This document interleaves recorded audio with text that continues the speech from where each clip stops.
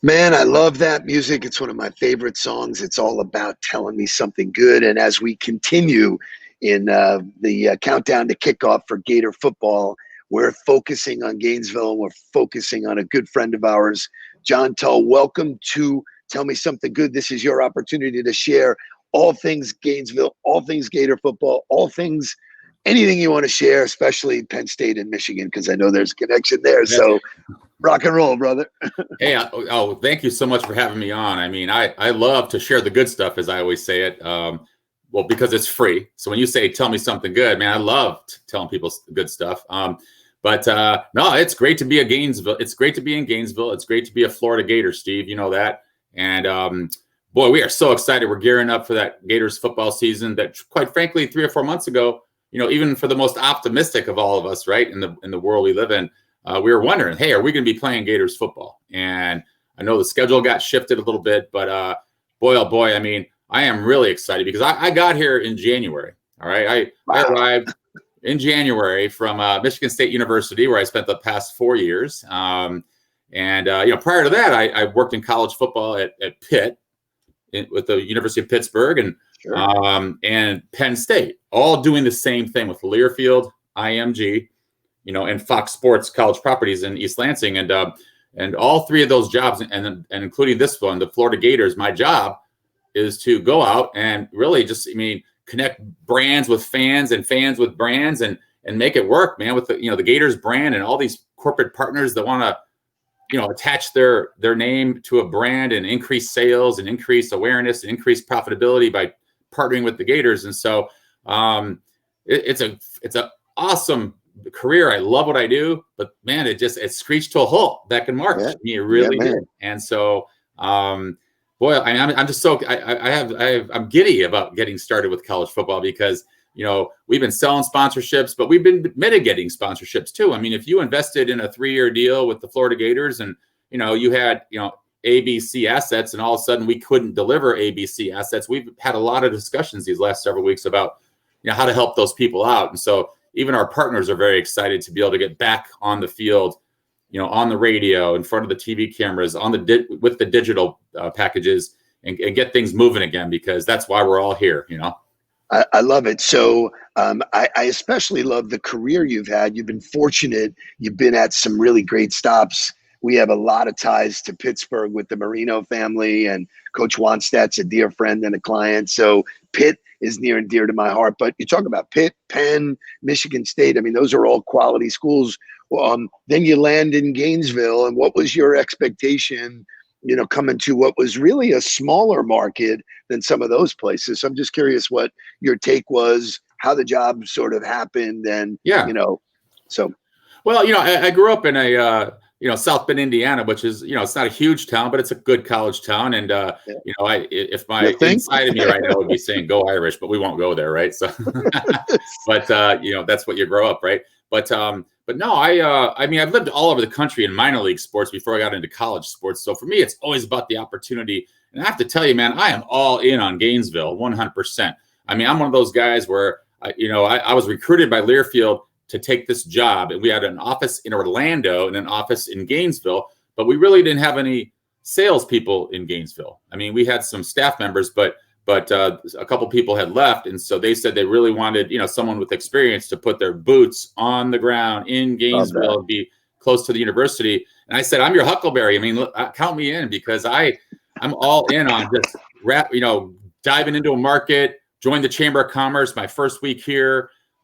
Meeting people, really cool, neat people like yourself. I mean, just start networking with people in the market. And so I've loved it. I mean, it's been great. It's a cool town, and to drop a Doc Holliday reference in the early minutes of our talk, I'm thrilled. So what I love, and you just hit on it, the sports community is really tight. A lot of people know a lot of people. So our good friend, mutual friend, RJ said, hey, you got to meet, the new sheriff in town, which I'm always happy to help. And whether you were a Gator or not at that point, I too invest in meeting new people and seeing how I can help. And then, wow, certainly for my alma mater with my son working there. And so this whole week, getting ready for football. So I want to turn the conversation, if we can, to what's it like to prepare for football with either no fans or limited fans. We've had discussions about what happens to the Georgia game, which for me is a annual event, Right. trek to Jacksonville, and that no one knows. So if you have any insight or what it's meant, what to you, hospitality is a big part. So I'm just curious, what's the build up? Is there tailgating? Is there not tailgating? So what can you share with us? Yeah, no, those are some great questions, and actually, it's hopefully it's a very, very temporary new norm, because the new norm is going to be no tailgating. The new norm is going to be no pregame hospitality for our clients per se. We're still going to have a couple of skybox suites available, but only at about 30 or 40% capacity. And so when you talk about preparing, I mean, the neat thing about working in college sports partnerships, people invest in partnerships for all the right reasons, Steve. They want to increase their business. They want to get their brand out there. But let's face it. I mean, there's an emotional attachment that people have to sports. And so part of that is, bringing their own customers to the game and having pregame drinks before you go into the swamp, or having a fan fest, and handing stuff out to all the kids and the families that go by at your booth. And there's not going to be that this year. So really the preparation for us is just to basically make the most out of this hand that we've been dealt, and make sure that we maximize our touch points for our sponsors with whatever fans are there. Make sure that those touch points are maximized. Make sure that we're top notch all over our radio network presentation, 37 stations across the state of Florida, one of the greatest college football networks in the country, the Florida Gators Sports Network. Love it. That's but so those, we control the things that we can control. Make sure our digital and our social campaigns are up and running, because we expect a lot of traffic on the website, a lot of listeners on the radio. We expect a lot of viewers on TV. So we have brand new. You'll notice some new TV signage there at the Swamp. Nice. In the end zones and the corners and things like that, to assist some of our partners who maybe would have had 90,000 fans prior, seeing their stuff. So there is a lot that goes into it. But I have to tell you, I mean, it's one of those things where everybody's just been so great. We're all in this together. So nobody's complaining.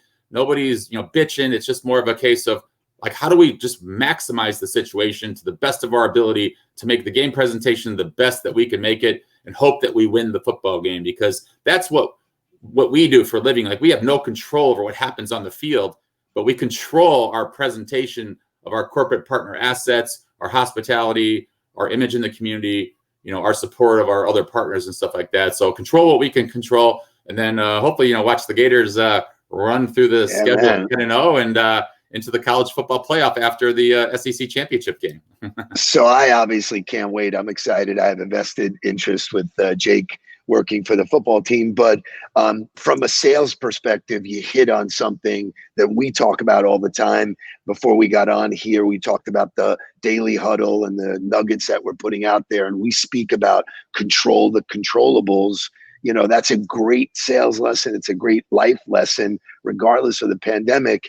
What else have you learned about yourself, from a sales perspective in this, March comes to a screeching halt, but you still got to prospect, you still got to connect, you still got to do the things that great professionals do. So maybe you can share with our audience, what went through your mind, and then what did you do? What are some of the things you learned that you're putting into practice as we're maneuvering through uncharted territory?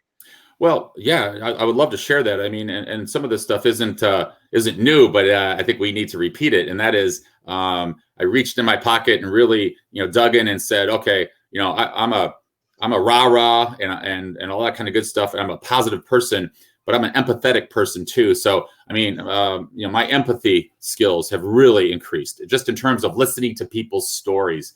And then listening is that next word, because, early on, people kept saying, boy, we're all in this together. We're all in the same boat. No, we're all in the same storm, and we're all in our own little boats or big boats or whatever. And we all have our own supplies. It's the same storm. We're all riding it out, but not everybody is in the same boat. And so my thing is, I learned to listen better, Steve. I mean, the listening skills, I think we take that for granted sometimes. I mean, you just have to listen to someone's story before you make a judgment of what they're asking for or what you're asking for.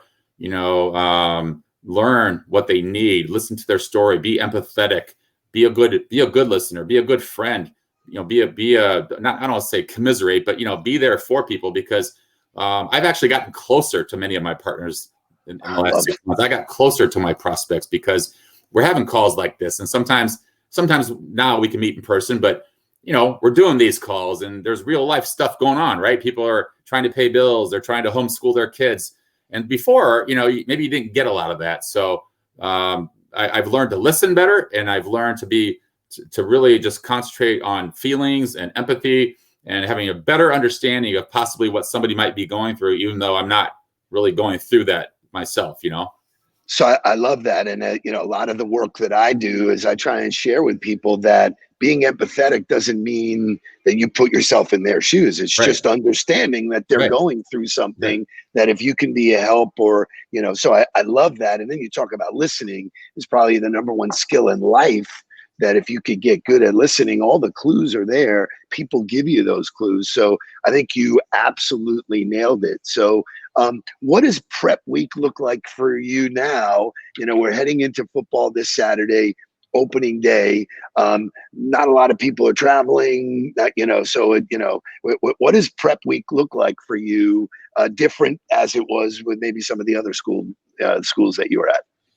Well, I mean, I tell you, since there's so much excitement built up around the beginning of college football season this year, it's funny, even without fans, for the most part, the excitement is off the charts, right? In terms of just we're playing, and that's exciting. And so really prep week for me is like, I try to set the table for future prospect calls, for next week, for example, by you'll see me, posting more stuff on LinkedIn. I'll be doing more countdown to kickoffs. I mean, I'll literally, and I've always done this. So I don't sit there and say, if somebody says that's too much, I'm like, that's not too much. I mean, I do a daily 10 days to kick off, and 9, 8, 7, 6.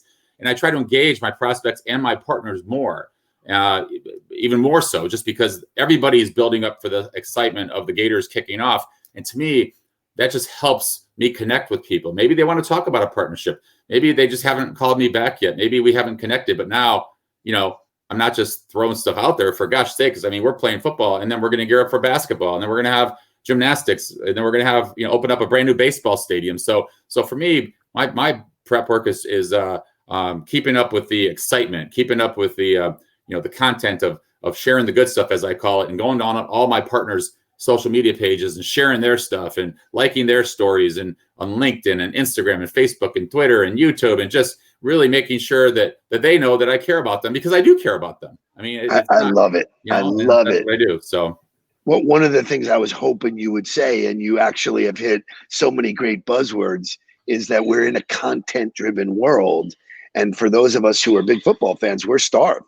I mean, you think about the last time that we had any live sports, now all of a sudden it's starting to come back into the mainstream. So I am thrilled to take what I can get and see Gator uniform on the field and see the competition. But that word content, you used it in relationship to share. You're pretty good at social media. So would you share with the audience, as a sales professional, what social media tricks or things that you've done, to sort of, make it relevant? Because I see the stuff you put out. It's not only about Gator football. You've shared stuff about you. So what could you share with us about your view of social selling? Yeah, no, that's fantastic. I'm a big fan of working with my clients and my prospects, or stories that are going on out there, the Gainesville Chamber, and sharing their stories. So it's not always about me. Hey, look at me, I want to sell you something. It's about, hey, I work in this market. I'm going to share something that's maybe pertinent to that pertains to this market. That's pretty good. That's pretty positive. And so I tell people all the time, like, if you're on social media, be social. I mean, if you don't want to share stuff, then don't be on social media, because people have, LinkedIn accounts, Facebook, Twitter, Instagram. They have them for a reason most of the time. And I mean, don't get me wrong. I mean, I know there's a lot of private stuff going on, and some people are more private than others, but I've never shied away from connecting with my prospects or my business partners socially, because I have a feel for it. It's like, oh, you know what? I'm gonna share that on Facebook, because I'm gonna tag. Yesterday, I met with the brand new Comfort Suites in Gainesville, brand new. in this day and age, a brand new hotel was built just a mile from campus, and they're really trying to get the word out. And I'm going to work with them, a partnership. So yeah, I mean, I took a couple selfies, I took the picture, and I put it on LinkedIn today to say, hey, check this place out. It's unbelievable. They're not my partner yet, but everybody needs a boost, Love it. So that my tip is just embrace the brands that you work with, embrace the people that you work with. Before I even call on someone, Steve, I try to connect with, everybody that works for some of these companies on LinkedIn for all the right reasons, with messages like you guys always preach. Hey, I know that so-and-so from Florida. I know that so-and-so from this business. Never just, boom, boom, boom. Or I might sit there and say, I'm meeting with your marketing director tomorrow. I'm looking forward to working with your company. It's not just buy-in, but it's participation. People love to be included. And sometimes we forget about all the people that are connected to people that we're trying to meet with. And sometimes they can help us open those doors if we be social. So no surprise that you're successful. I know it. I feel it. First time we met, I loved your energy and stuff like that. So in our last minutes, what would you share? I'm going to ask you one question, which I like to ask people. What's one thing about John Tull that you can share that we may not know? Some flyer, some ringer, something about you that you want to make sure that the audience knows about you personally. Well, let's see about me personally. All